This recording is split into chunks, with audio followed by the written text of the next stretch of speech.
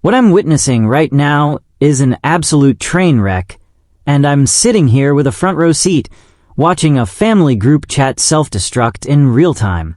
But to get why this moment is so unbelievably satisfying, you need the whole story. You need the context of 3 long, miserable years. My grandfather, whom I called August, passed away 3 years ago when I was 23. He was everything to me. He essentially raised me, far more than my actual parents ever did. And I am not exaggerating when I say he was the only person in my entire bloodline who ever showed me an ounce of respect. My mother, Eleanor, my father, Robert, and my sister, Chloe, had made one thing clear my entire life. I was the black sheep, the perpetual disappointment, the one who could never measure up. Chloe was the shining star, the academic prodigy who landed the high-flying corporate job. I was the guy who went to the local college and learned a trade, fixing things with my hands. That's all it took for them to dismiss me as a nonentity. August never saw it that way. He taught me about engines, about carpentry, about the value of a hard day's work. He didn't just talk at me, he listened. While the rest of the family was at Chloe's corporate promotions and graduation parties, August and I were in the garage, rebuilding the transmission on his old pickup. He used to tell me my path was my own, and that was something they would never understand. I spent most of my childhood at his place. So, when he died, I was devastated. But I was also sharp. I knew my family's predatory instincts, and I had a cold certainty that whatever August had left for me, they would try to steal it. Call it cynicism, or maybe just 2 decades of crystal-clear observation, but they had spent my life making sure I knew I didn't deserve anything good. 2 days after the funeral, I went to August's house. I still had a key and wanted to grab some of the tools he'd promised me. It was a quiet afternoon. I got there around noon and heard muffled voices in the kitchen. The back door was ajar. I was about to announce myself when my mother's voice stopped me dead in the hallway. We have to make sure that deadbeat Daniel never sees the original document. We're going to sell the place and split the money 3 ways, Eleanor hissed. He doesn't deserve a cent of his father's estate. Chloe chuckled, a truly nasty sound. Good. He'd just lose it like every other opportunity he's ever been given. Then my father, Robert, chimed in, cold as ice. The kid's been a burden since he was born. I've already got the real estate agent coming tomorrow. We'll tell him August was too broke to leave anything of value. I heard the sickening sound of a high five. They high-fived, over stealing my inheritance. I stood there for an eternity, listening to them detail the plan. They were discussing a property August owned, a small, 2-bedroom cabin, outside the city, set on a beautiful piece of land. Apparently, August's last will and testament specifically left that property to me. The original document was right there on the kitchen table. Their discussion focused on forging a substitute will, or simply destroying the real one, and claiming it never existed. But here's the crucial part. I didn't burst in. I didn't lose my temper or my nerve. I didn't have a massive emotional breakdown over their betrayal. Why? Because my entire life had been a waiting game for this exact moment of cruelty. And, in a twisted way, I felt a sense of relief. Now I had undeniable, concrete proof of the malice they hid beneath their polite smiles. I retreated silently, got into my truck, and drove. My destination, the county clerk's office. I requested a certified copy of August's will. It cost me $50 and took a week to process, but I got it. Black and white. The house at 1847 Aspen Grove Lane was legally mine, along with August's truck and his tools. Everything else was to be divided between Eleanor, Robert, and Chloe. I made 3 copies. One went into a secure safe deposit box.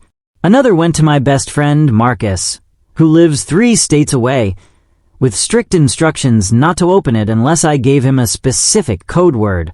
The third copy I hid in my apartment inside a hollowed-out repair manual. Then I waited. I became the son they expected. I showed up when summoned. I played the part of the slow, clueless disappointment who didn't understand important legal matters. I made myself small and intellectually insignificant in their eyes. And for 3 years, I watched them lie to my face while I systematically built my life for one purpose: retribution. A week after my kitchen eavesdropping, they held their mock family meeting. Eleanor gave a tearful performance about the burden of going through her father's meager belongings. Robert spoke somberly about August's crushing medical debts, claiming there was nothing left but memories. Then, Chloe handed me a typed letter, complete with a sympathetic expression. "Grandpa wanted you to have this, Daniel. I found it with his important documents," she said. I opened the letter. It was a poorly forged note, supposedly from August, saying, "Times have been tough, Daniel, but I want you to have the red toolbox in the garage. It served me well, and I hope it serves you too. Remember me when you use it. Love, August." I read that pathetic forgery 3 times while they watched. Eleanor patted my hand, murmuring, "At least you have the memories, dear. That's what truly matters." Robert nodded along, adding, "Those tools are worth more than money, son. August knew you liked working with your hands." I gave them the show they craved. I let my voice crack and thanked them for their honesty, telling them I understood August had struggled. I was grateful for the toolbox. Eleanor actually hugged me, praising my maturity. The next day, I went and got the toolbox. They were all there, hovering, already talking to a real estate agent about the house that was legally mine. I loaded the tools, shook Robert's hand, thanked Eleanor for being transparent, and drove away. Then I started building my empire. I didn't wallow in anger. I used the rage of being robbed and disrespected as pure, concentrated fuel. I got my contractor's license, saved every cent, and devoured books on property law and estate law. I worked 16-hour days, establishing the financial and legal resources I would need for this single, perfect moment. I was never going to forgive them. I was never going to let this go. Every single day, for 3 years, I thought about that house, about their high fives, and I prepared my counterattack. 18 months ago, they sold my house. I have the property records showing they forged signatures and documents claiming to be the sole rightful heirs. They pocketed roughly $280,000 after cleanup and staging. They split it 3 ways. Eleanor bought a luxury SUV. Robert sunk his share into a high-risk investment fund. Chloe used hers as the down payment on a flashy downtown condo. I knew all of it. I kept in minimal contact, always playing the struggling son. They believed I was barely making rent, the perpetual loser who would never be a threat. They had no idea I was documenting every single transaction, every forged signature, every lie. Last week marked the 3-year anniversary of August's death. Something clicked. I was ready. I had enough leverage. I made a few discreet calls, sent a few specific emails, and initiated a process I had planned for years. Now I'm sitting on my couch, watching their family group chat absolutely lose its collective mind. The messages are pure panic. Eleanor, 6:47 p.m., emergency family meeting now. Robert, 7:02 p.m. Answer your phone. Daniel, where are you? Chloe, 7:15 p.m. Something is horribly wrong. Call us immediately. 13 missed calls from my mother, 8 from my father, 6 from my sister. I'm not answering any of them. The most incredible part? They still think I'm the idiot, the screw-up son who doesn't understand paperwork. They have no earthly idea that I have been 10 steps ahead of them this entire time, patiently waiting to spring the trap. You guys called it exactly right. The plan was legal, but the delivery was far more satisfying than just sending a certified letter. Here is what triggered the meltdown. On Saturday afternoon, I drove to the Aspen Grove Lane property. I didn't bring a lawyer. I just showed up. The couple who bought the house, Richard and Martha, are in their early 50s. They were gardening. I introduced myself as the actual legal heir who never consented to the sale. I was polite, calm, and professional. I showed them August's original will, which names me specifically. I explained that the documents they signed were fraudulently executed by people who had no legal right to sell the property. Richard and Martha were instantly livid. They'd spent $280,000 and invested another $40,000 in renovations. Martha started crying on the porch. Richard asked if I was going to sue them for the property. I told them honestly that I hadn't made a final decision, but I wanted them to know the truth. They were victims of fraud, just like me. I gave them copies of everything, the real will, the forged transfer documents, the whole timeline. I advised them to get a lawyer immediately to go after my family for full restitution. Then I left. That was 2 p.m. on Saturday. By 6 p.m., the group chat was in chaos because Richard had called my father, Robert, absolutely furious, threatening massive legal action. I ignored them all weekend. Didn't answer a single call. Monday morning, I woke up to find Eleanor and Chloe parked outside my apartment building. They had been there since 6 in the morning. I calmly made coffee, got dressed, and went down around 8:30. Eleanor immediately launched into her concerned mother act, asking if I was okay, and saying they were just so worried and wanted to understand what was happening. I think it's perfectly clear what's happening, I said. I know about the house. The one August left me on Aspen Grove Lane. I know the three of you forged documents to steal it and sell it. And I know you've been lying to my face for 3 years while you split the money. Chloe went pale, but tried to look confused. What house? Daniel, what are you talking about? Eleanor's strategy was hurt confusion. She kept saying August's estate was handled properly by his attorney, and there must be a misunderstanding. She reached out to touch my arm, and I took a deliberate step back. She actually looked wounded that I wouldn't let her touch me. Chloe tried the condescending route, suggesting I was remembering things wrong because I was so distraught when August died. She implied my long working hours had me stressed and confused about reality. That superior tone she's used my whole life. I pulled out my phone and displayed a high-resolution photo of the specific section of the Real will that names me as the sole recipient of the property.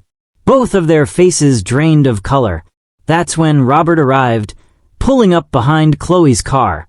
He got out, ready to be the strong patriarch. He started lecturing me about family, not airing their problems in public, and asking why I was upsetting people. I cut him off. Did you, or did you not, sell a house that legally belonged to me and keep the money? He had the audacity to say it was more complicated. He claimed August's finances were a mess. There were emergency debts, and they did what they thought was best for everyone. What debts, Robert? I asked. He couldn't name a single one. He just kept repeating that I wouldn't understand because I wasn't involved.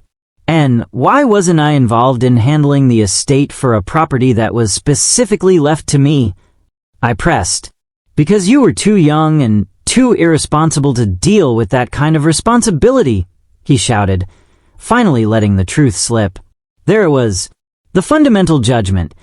I am too much of a screw-up to deserve what August wanted me to have.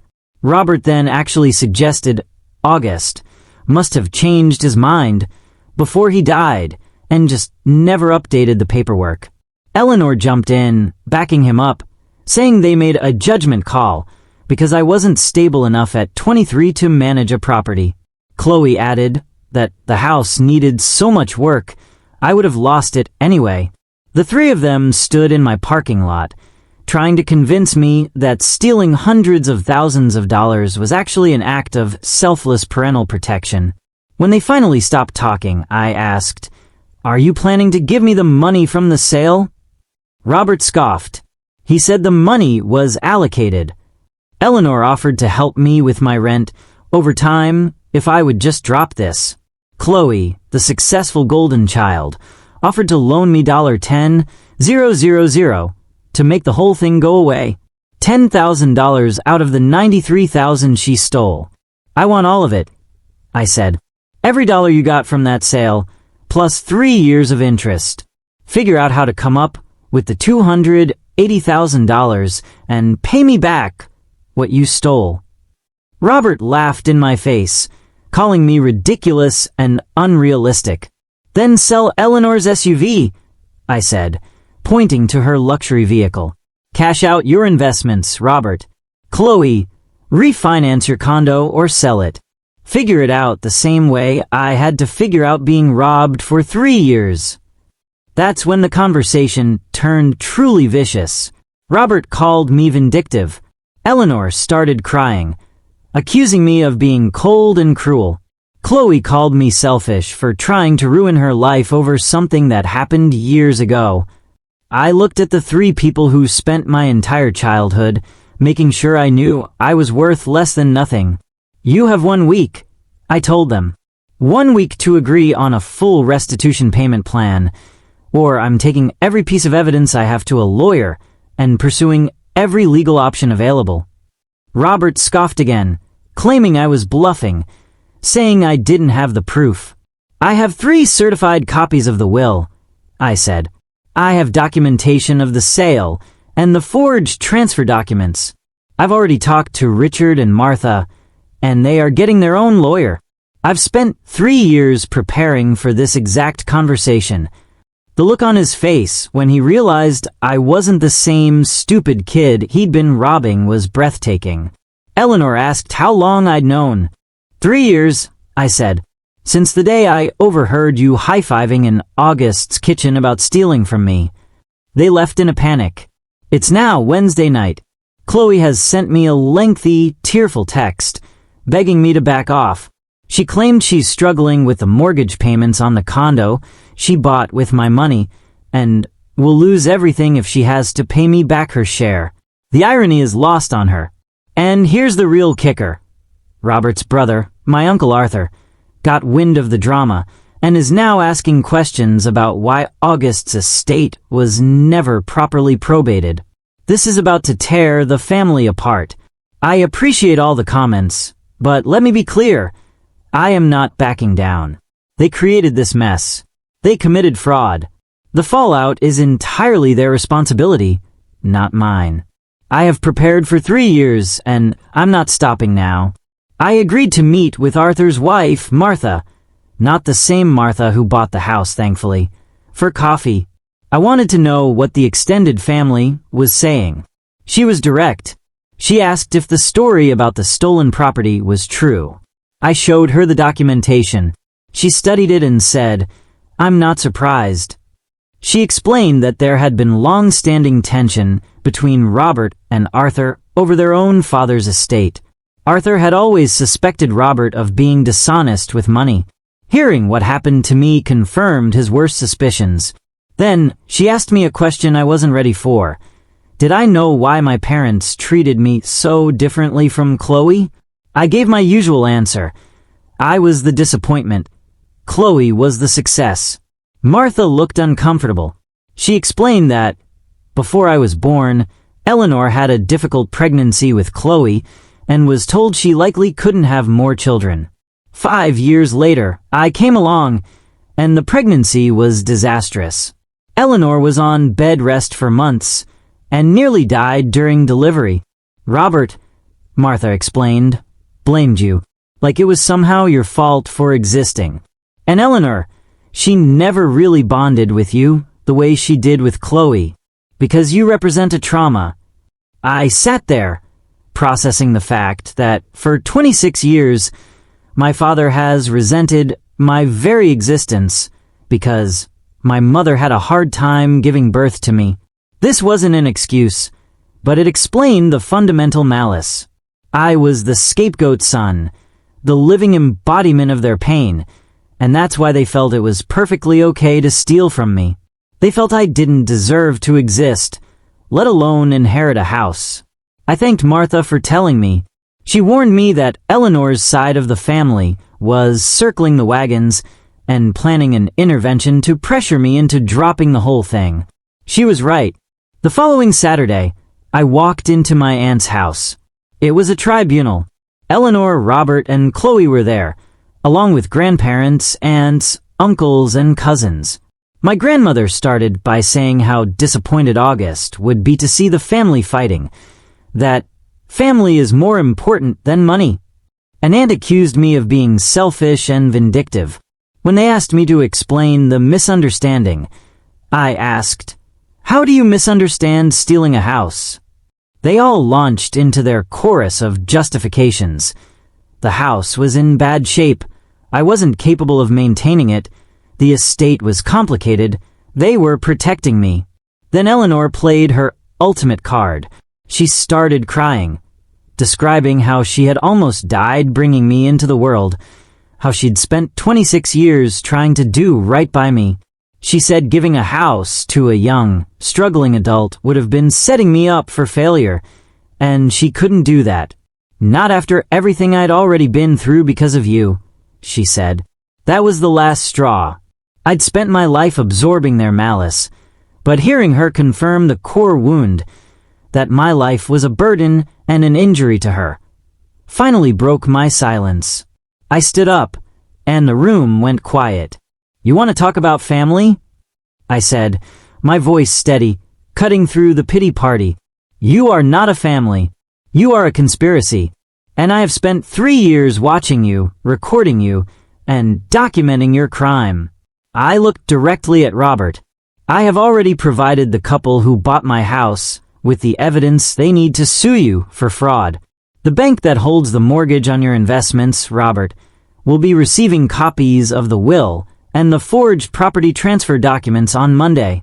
They will be looking at those funds as proceeds of a crime, which will freeze your assets and potentially open you up to both civil and criminal litigation." I turned to Chloe, who was sobbing. "Your condo, Chloe, was bought with stolen funds. That is a fact. The bank will be very interested to know that your down payment is tied to an active fraud investigation. You won't just lose the condo, you will lose everything." Then I looked at Eleanor, tears streaming down her face. "You almost died having me. You feel that I have injured you simply by being born. And so, you felt entitled to steal what was mine. Well, here is your consequence." I pulled out my phone. "I gave you 1 week for a payment plan. That week is now over. I have filed a civil suit this afternoon for $350,000. The value of the house, plus interest, legal fees, and punitive damages. And I have filed a request with the local district attorney's office to investigate the forgery of a legal document, which is a felony." The entire room erupted, screaming, crying, but I wasn't listening. "You wanted to protect me from failure?" I asked, looking them over one last time. "You failed. I am not the screw-up you left behind. I am the man August raised. He taught me how to fix things. And now I'm fixing this." I walked out of that house and got into my truck. It took a year, but the consequences were devastating and complete. The civil case never made it to trial.